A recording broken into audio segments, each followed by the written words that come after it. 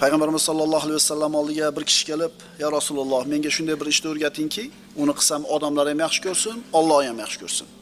Rasululloh aytdilar: "Izhad fid dunya yuhibbukalloh, izhad fima indan nas yuhibbukan nas." Dunyodan behojat bo'l, Alloh seni yaxshi ko'radi. Odamlarning qo'lidagi narsadan behojat bo'l, odamlar seni yaxshi ko'radi. Qarang, odamlarning qo'liga ta'ma qilsangiz, qo'lidan ta'ma qilsangiz, odamlar yomon ko'radi, Alloh ham yomon ko'radi. Endi odamlarning qo'liga qaramang, Alloh ham yaxshi ko'radi, odamlar ham yaxshi ko'radi. Bu muammo qayerdan kelib chiqadi desangiz, odamlardan ta'ma qilishlik kimda paydo bo'ladi? Kim ta'ma qiladigan bo'lib qoladi?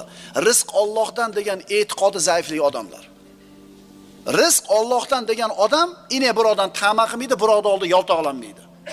Chunki g'ururimda tursam ham, hurmat e'tiborimda tursam ham shu rizqimni yeyman. Borib turib uni kavshiga salom bersam ham shu rizqimni yeyman degan odam deb baland tura oladi.